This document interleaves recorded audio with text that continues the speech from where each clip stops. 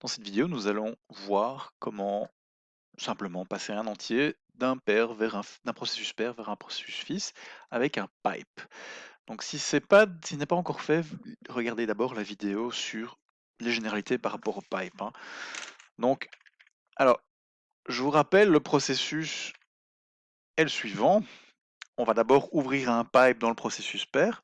Ensuite, on va, avec un fork, créer le fils qui recevra en fait une duplication une copie des descripteurs de fichiers du parent et donc le descripteur pour écrire et pour lire. Comme ici le fils a juste besoin de lire, eh bien il va fermer le côté descripteur de fichiers correspondant à l'écriture, donc le 1. Et comme le parent a juste besoin d'écrire et pas de lire, il va fermer le côté lecture. Alors en code, on va voir ce que ça donne. Donc on a ici notre main, hein, et pardon, donc ici, on peut plus gros? Non, ça marche pas? Plus gros? Voilà. C'est un peu trop gros. Voilà, bref. Donc qu'est-ce qu'on fait ici? Première chose, on crée le pipe. Vous voyez, on lui passe le tableau d'entiers qui va recevoir les deux descripteurs de fichiers qui sont donc des entiers. On fait le fork and run pour créer l'enfant, et ce fork and run va nous renvoyer, enfin, va exécuter du côté enfant le run, et du côté parent, on va directement sortir du fork and run, hein. Donc ici, quand on arrive là, on est bien dans le parent. On est sûr d'être dans le parent.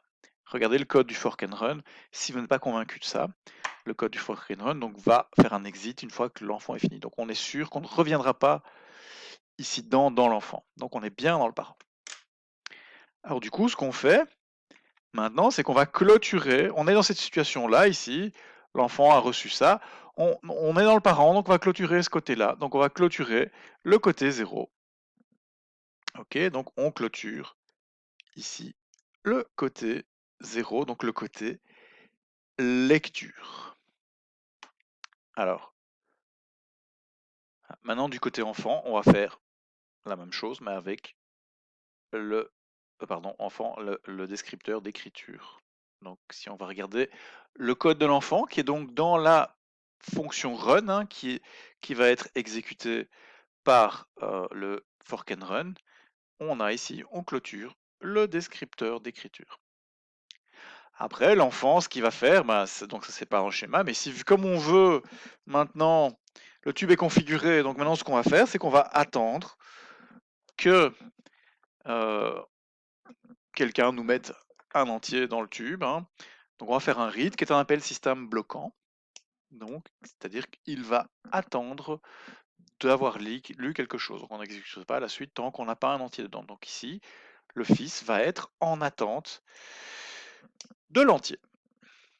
De l'autre côté, du côté du parent, donc on revient dans le main, qu'est-ce qu'on va faire? On va aller écrire un entier dessus.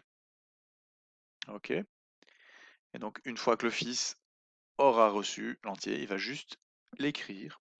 Puis pour terminer les choses proprement, on va clôturer le côté lecture qui reste du côté enfant, et on va clôturer le côté écriture du côté parent.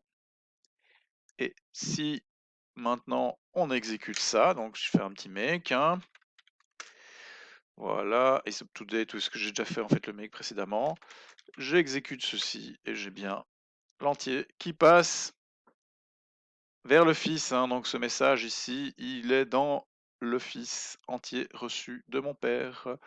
Voilà, donc ça c'était pour le petit exemple qui permet de lire un entier depuis un truc et voilà, voilà, depuis le père. Et donc on a bien ici le parent qui va écrire l'entier et l'enfant qui va le lire.